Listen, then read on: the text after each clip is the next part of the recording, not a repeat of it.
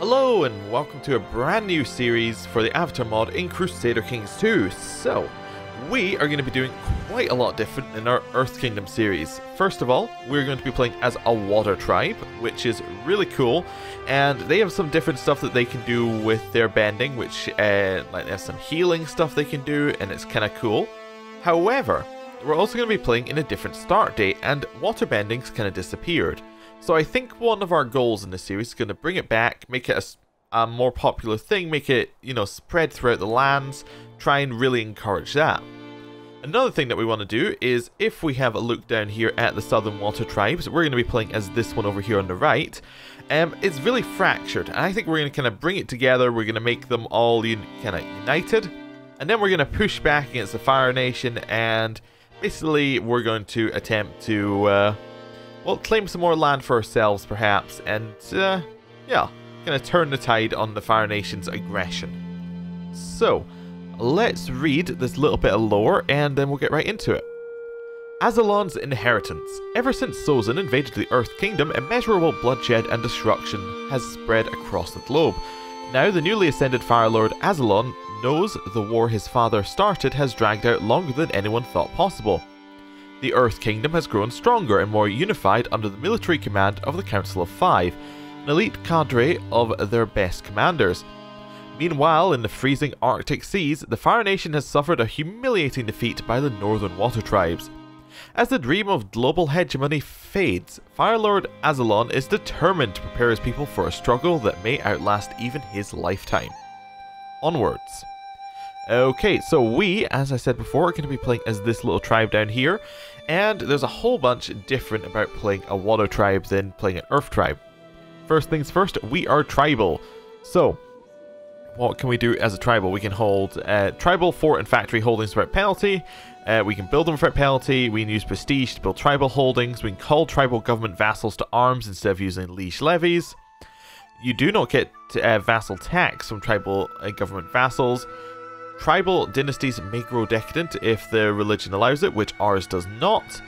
Rulers can raid infidel neighbours for loot.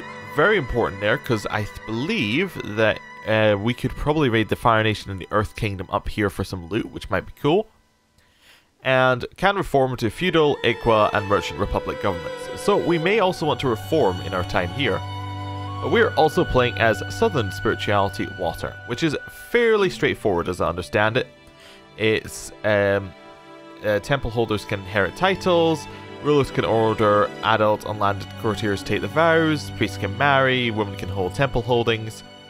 It's kind of just very simple. Fleets can navigate major rivers though, is quite useful because that could help with our raiding a little bit. And we can also designate any valid offspring as the heir. And that's really useful for inheritance because it's basically we can choose who's the main heir. Now, what is actually our inheritance law? It's currently agnatic open. So what this means is we can effectively just pick, like, whoever we want. You just say, you're heir. As long as they're male, I believe, because it's agnatic. Yes, we'd have to change to agnatic, cognatic, or... Well, actually, if we're just picking, then absolute cognatic doesn't actually matter at all. But anyway, there we go. So we could designate an heir. I believe that it also sets one by default if you don't do that. So we could say that we want this person to be heir. No real reason to do that right now. We haven't really had a look at who we are. So, we're Mastermind Theologian, which gives us Lord Fertility, which means we're probably not going to have any more children, especially as our wife is fairly old, unless she dies quickly. We also don't have any positive health traits, so we're probably not going to live that much longer as this character. We're apathetic, so we have lost interest. So vassals like that, apparently. Vassals like that we have lost interest in what we previously liked and enjoyed. Okay. Cynical, chase, which also lowers our fertility even further. And then arbitrary. So we're not going to get any more children. And arbitrary do something else? No. Okay. So we're not going to want any more children, so let's have a look at the children we have. We have one daughter who isn't married and has neutral Jing, which I believe is the thing that you get when you go on a spiritual journey. So, we want to marry her off. Second daughter, want to marry her off as well. Son is married to Chenna, daughter-in-law. She's ambitious. Okay. And they have two children, two granddaughters. We have a granddaughter and a grandson. We have Tayuk and what's that? Garsuk. And basically, yeah, we need to find educations for them. But apart from that, they're not a big worry. And our other son is not married, so we need to find him a wife. Okay, we can do that. What have we got here? So we've got some different decisions that I haven't looked at before. We can side with different nations. Okay. So if we side with the Fire Nation, what's this do? Fire Nation has shown strength, thought impossible in our forefathers' age. As the Earth Kingdom falters, it may be wise to attempt to befriend the clear victor in this conflict. If the Fire Lord is open to an alliance, there is perhaps a great many things our people can achieve together. Or side of the Earth Kingdom. A great war rages between the nations as the Fire Nation and Earth Kingdom battle for supremacy. Previously, we have seldom involved or even shown interest in the affairs of foreigners, but as casualties mount and the very balance of the world is shaken, we realize we must choose to aid the Earth Kingdom against Fire Lord's ruthless war machine if either of our people are to survive. Okay, that's interesting. But then we also have End the 100 Years of War. So, that's basically, we would end the war, but what do we need to do? So, one of these must be true. As the Air Nomads survive and become independent. Now, I would like to point out, if we have a look at this map here, I don't believe there is any air. We can actually check in here. Let me clear that out. So, I guess it would be easiest to search for Airbender. There is a singular Airbender. There we go, and that is of Earth spirituality. So yeah, there aren't that, like, there's really not that much air left. I wonder if there's any air religions left. I don't see any straight off the bat. So yeah, I imagine air is completely gone. So that option, probably not going to be there. Also, we would have to be playing as air. As the Fire Nation have the Fire Palace, the Earth Palace, Omashu, and Northern Water Tribe and Southern Air Temple in your realm. Okay, that's not happened. As the Water Tribe, this is R1. So we need to have the Northern Water Tribe, Southern Water Tribe, the Earth Palace, Fire Capital, and Yao Dao in your realm. So that's unlikely to happen. But yeah, there we go. Then the Earth Kingdom has to do the same. And then as the Avatar, be independent until that date. Okay. So we can't do any of those. Let's build a stronghold. It's time to build not only a house fitting for a tribe as great as your own, but a fortress that within they are safe. The resources this will require are considerably significant. Okay. So if we have a realm size of at least 30, our realm size is currently 6 over here. So definitely not quite there yet. And we have absolute tribal organization. We can build, and we have a stone hill fort. We could then build this thing if we also had a ton of money. Alright. Chief of Chiefs. So, this one is the Chief of the Northern Water Tribe is now indisputably the ruler of all water tribes. Both the chieftains, for their fealty and in the south, come to recognize strength and superiority of the north. It's time to make her status known to all. So that would mean that we would have to completely control the Northern Water Tribe and the Southern Water Tribe. Or we'd have to completely control the Northern Water Tribe and the Southern Water Tribe wouldn't exist, maybe. Okay. Or the Greater Tribe is, we have forged a mighty force and unified many tribes under a banner. It may just be time we extend our ambitions to more than our homeland and seize new territory. Perhaps it is time to send out of fleets. Should that be our fleets and find our people a home on the shores of the Earth Kingdom. So we just need to have prestige, and then we can try and move into the Earth Kingdom. So that's like a way to attack the Earth Kingdom. Okay. And if we're at war, we can get 2,500 people for prestige. Okay, and then we can get court physician. That's all fairly straightforward. I'm going to hide a few of these because we don't need them, because they're not something that we're worried about right now. Just get rid of all of those. I suppose getting the benders back as a thing, we could just use this event. But let's try and doing it without just, you know, summoning events. Okay. Get rid of those. Stronghold, I think we'll keep, and Tribal Army we'll keep. Cool. Right, ambitions for ourselves. What do we want as an ambition? Expand your realm, that definitely seems like something we could do, and we could expand directly into these people. These people have, yeah, 800 people. We have 900. They have no alliances currently. Could be possible. What's our war? We've got a de jure claim on them. Perfect. So expand our realm seems like a really good ambition. What's it give us? 1 marshal. Cool. That works. Yeah, although it does say you'll be able to freely wage war for any county and must double the size of your realm in 5 years. Oh. So that's not quite what I thought it is. That means that we actually have to declare a lot of wars. Maybe we'll wait on that. War chest is always good, in terms of it occasionally gets people giving you money. We would need 500. How much are we making right now? 0.7, so that's probably not going to be a thing. Become king, possibly. Let's just go for expand your realm, and we'll see if we can do it. But I don't think we can. I think we're going to die before it happens anyway. We should set up our council. So right now, we have like our vassals on the council. So we have this guy, who is probably better at being martial or learning. Who, how about, what's Batu good at? He's only good at learning. I'd prefer to have this guy in this position right now, because it's less important. We change him to Chief Shaman? We can't, no. Okay, so he's fine there. Chief Warrior seems fine, that's the only thing he's good at. Money Keeper, you're really not good at money. You're kind of okay at intrigue. You, our son, we could probably take off here and we can make this guy intrigue. So what we'll do is we'll change his character position, stick in as our infiltrator. There we go, and then we'll change our money keeper to somebody who's better at it. We may have to hire outside ourselves for that. Okay, that settles. That's converting culture. Minister realm, which gives a chance of culture conversion. Build legend, I guess. Try and get more people to go to war. That seems like a good idea. You're going to train our troops. I think perform statecraft is fine right now. Just get him generally improving opinion. You're going to scheme, and you... I could get him to build zeal, but then we'd have to attack Earth Kingdom or Fire Nation. So, do we have a religious leader? We don't have a religious leader, so that's probably not that useful. Yes, perform charity is our best option there.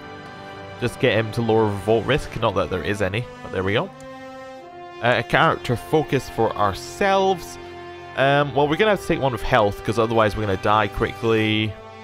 We can take family. Family's not too bad. The extra fertility doesn't matter. It just gives us a little bit of extra health. And gives us a little bit of diplomacy. Makes people like us a little bit more. And then we want to set crown focus in our only holding. There we go. And designated ourselves a regent. Let's have a look at our vassals. Most powerful vassal is Hay. So, Hay is going to be our designated regent. There we go. We have no valid people for court physicians. So, what we might want to do there is we might want to just go find one. So, let's go in here. Let's go recruit court physician. Yes, and we've sent out people. Right. Next step, because we got de jure claim, we could go straight for that. I think we want to try and get our children all married so that we can get any alliances going before we go and attack. So, we have 2 daughters and we have 1 son. We're just going to look in here and see what we can find. So, first of all, we're going to search realm. I wonder whether there are any... Let's have a look at who the Waterbenders are currently. So we have 4 Waterbenders. He's a little bit old, and he's our infiltrator. Okay, interesting. So we have somebody to educate if we have anyone who's a Waterbender at some point. I think what we might want to do is we might want to marry this daughter to this guy. Get ourselves like 1 Waterbender in the family. So let's arrange a marriage. Oh, I suppose I could do it this way. Arrange a marriage between you and my daughter. You'll say yes. We lose a little bit of prestige, but that's alright. We're looking for the matrilineal, because he's not a noble. Well, wait, is he? He is a noble, but he's not landed, so they're going to say yes to that. Okay, and that gets us more people of our dynasty. And then this 17-year-old, we probably want to marry our 18-year-old son. Yeah, so we can arrange a marriage there. Perfect. That all goes through absolutely fine. Right, cool. And then we have this daughter who's a little bit old. So what we're looking for her, well, maybe an alliance with someone older. Maybe we'll get an alliance with Earth Kingdom if there's someone nearby. I'm just seeing if there's anybody nearby who's obvious and doesn't have like a doesn't have a wife. You don't have a wife, but you're a little bit younger, a bit older. Yeah, there doesn't appear to be anybody nearby who we could try arranging a marriage between him and my daughter, but he'll probably say no. Oh, and they won't consider offers from infidels. Okay, so we'd have to marry within the Water Tribe if we want an alliance. Okay. In which case, let's just go in here and let's see who will marry. So are these people... I thought this person is in our realm, or maybe it's just a similar picture. Oh, we can marry with Northern Water. I did forget that. Yeah, and that would get us a lot. That would be a non-aggression pact with that guy, but he's not actually important. Let's go up here to Northern Water and have a look around. We're just seeing whether you have anybody related to you we could marry into. Not really. Okay. Anyone else in Northern Water we could marry? How about you? You want a marriage with our daughter? No, because of difference in age. Okay. Let's go back to searching via this one. Right. Let's see who else we've got. So that would get us a direct alliance with this guy. Yeah, I'll probably do. Would you like to marry? You like to marry my daughter. Perfect. All that's fine. We don't lose any prestige for this one. Cool. Let's unpause the game, let those marriages go through, and see how everything's going. Just go a little bit slowly.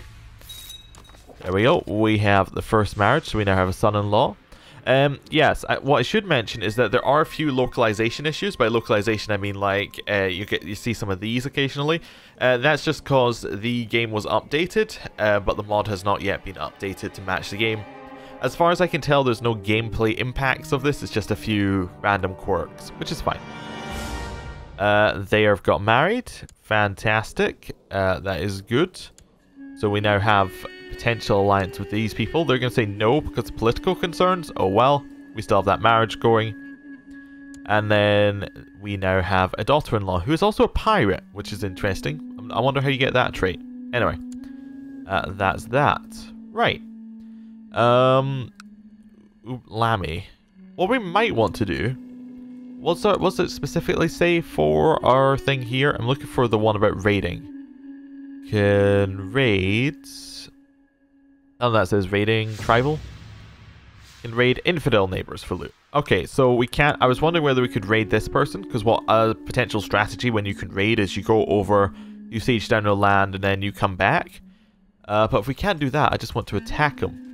We also have some more men in reserve here, which we could potentially use. Has he got any alliances? He hasn't. How much do we need to actually siege? We need 1,000 to siege, so we need to wait a little bit before we even go and attack.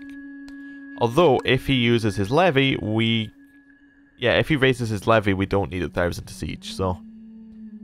How much is of ours within our own? It's 900. Yeah, I think we're going to attack. We're going to declare the war on this guy. We're going to do we now do a war of expansion, which would just get us stuff, or de jure. This one means that we would gain his titles. This one means that he would become our vassal. We want to gain his title, so we're going to war of expansion him. Right, cool. We call in our vassals to this war. I forgot that we have to call in our vassals, but yes, that does give us a few more men. Raise our own men, we will raise our vassal men, and we'll merge them up, and we will end the episode here. Thank you for watching. If you enjoyed this episode, I would appreciate it if you liked, comment, subscribed, all that kind of stuff, just because it helps the search ranking and helps, well, the channel grow, helps the series get off to a good start, and helps people kind of find it. If you don't want to do that, doesn't matter, and I appreciate you watching. Thank you for watching, I'll see you next time, goodbye.